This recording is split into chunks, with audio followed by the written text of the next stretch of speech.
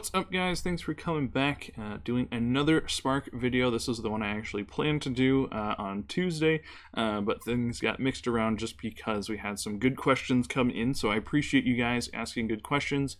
Again, if you give this video a like and a subscribe, that definitely helps us keep motivated while we're making videos over here, but also grow the audience and the community that we have here on YouTube, so we appreciate that. Today I'm going to do a quicker video than the last one and just talk about the text tool inside of Adobe.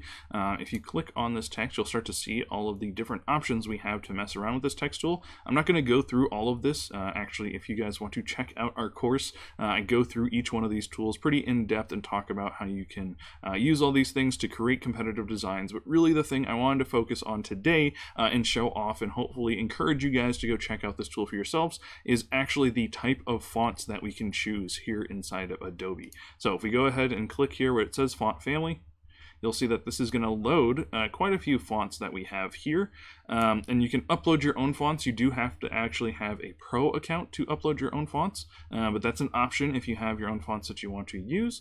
But really what is most impressive about this tool is not only that there are this many free fonts for us to use, but here at the bottom we get to browse Adobe fonts, and this just opens a huge library of different fonts that we can include very quickly on Adobe Spark if we wanted to. So once this loads, you're going to start to see, you know, there's a ton of different fonts here. You can organize them all kinds of different ways.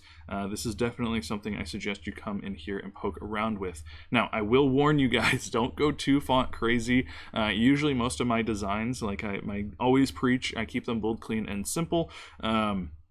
So you don't want to have, you know, 7 different fonts in just one shirt design, but this does allow for us to do quite a few different designs and get, you know, different things across by which fonts we're choosing. So it's worth your time to come in here, pick some of your favorites, maybe try them out on shirts.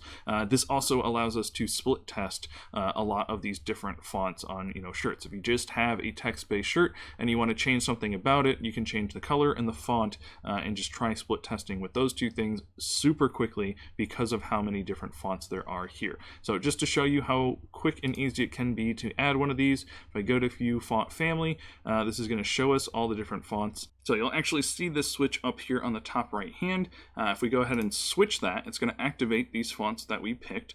It's going to tell us that we have, you know, simplified licensing, which means we can use this for all personal and commercial use is covered, which is super nice of them. So we go ahead and hit OK. If we switch back to Adobe, you'll see that that font that we selected is right here, even with different you know, styles that we can use. The bold, italics, just bold, or italic, or regular.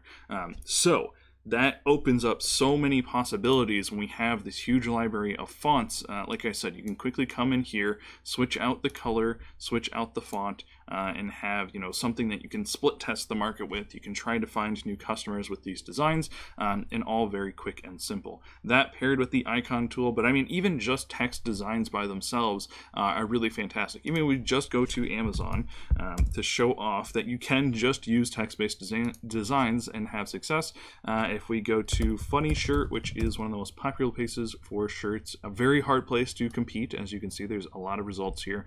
But if we just start scrolling through here, I guarantee you we're going to see, yep, some just text-based design shirts that are selling really, really well. I actually use this example in some of my presentations because it's just so crazy that just this text-based shirt is selling this well and has been selling this well and will continue to sell this well because people like, you know, ideas that they can quickly understand and see. You don't have to go over the board.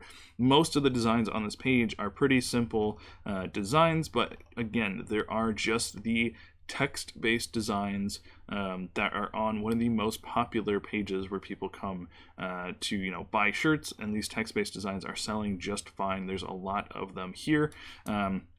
And we can see the BSRs indicate that these are selling really well. So just a little encouragement, if the only thing you want to do with this tool is create text-based designs, you can definitely do that. And because we have so many different types of fonts that we can use, I would highly suggest you check out Adobe Spark again. So hopefully you guys enjoyed a little bit quicker video today, but still really good content and just helping you guys get your brains moving about what's possible and the types of designs you can make with Adobe Spark for print on demand. All right, guys, have a good one.